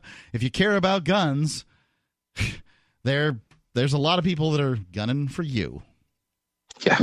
If you care about guns, too bad, because we don't care about you. Yep. I would suggest not listening to the government's edicts about what you can and can't have, because the only reason they want to restrict people's arms is because they know that one day they will push us too far, and those arms will be used against them. Right, but where are you going to get it from is the thing. Like, if it's illegal, it's not going to just be in the store. It's not going to be at Walmart. It's not going to be at Shooters Outpost. It's not going to be, No, you'd have to get them now. prior to the release of this legislation. I mean, once you allow government to start curtailing people's right to defend themselves to a degree like that, I mean, you're kind of already screwed if you haven't prepared for the eventuality. Well, you figure if we started with the water at ice cold temperature, it's almost boiling at this point. Indeed. Thanks for the call, Liberties Phoenix. Appreciate it. 855. Well, I'm giving out the number. Aria, do you carry a slim lady's a pistol? I carry a 38. Well, 380 or 38? 38. Oh, that's not ladylike at all. Check us out. It doesn't have to be. Our DLive channel, dlive.freetalklive.com. Twitch, twitch.freetalklive.com. Open up a... keep an eye on our channel the whole time because it gives us views. Free Talk Live. This is Michael Dean from the Freedom Fiends. I've run websites since 1996 and have used over a dozen web hosts in that time. AgristHosting.com is the only one that hasn't broken my heart. Agrist Hosting's uptime and service is stellar, and their DDoS mitigation is the best I've seen. That's important because if you tell the truth in this world, you'll ruffle feathers. And some people will try dirty tricks to silence your voice. No matter what the haters hit us with, Agrist Hosting keeps our websites online.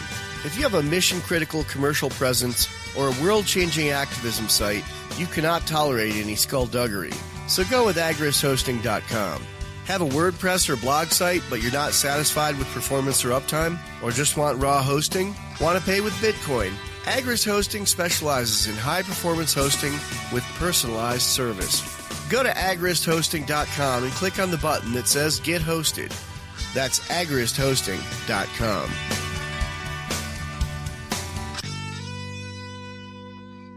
Would you like to hang out with Penn Jillette? He's keynoting Freedom Fest this year. I, for one, am thrilled. Freedom Fest is the largest liberty-oriented gathering in the world. They take a Big Ten approach with libertarians, conservatives, liberals, anarchists, capitalists, and just open-minded people mingling together to hear real debates, share real solutions, and converse freely. This year's theme is the Wild West, a time of liberty and opportunity, or a time of anarchy and violence. Maybe both. Go to freedomfest.com/FTL and get your tickets now.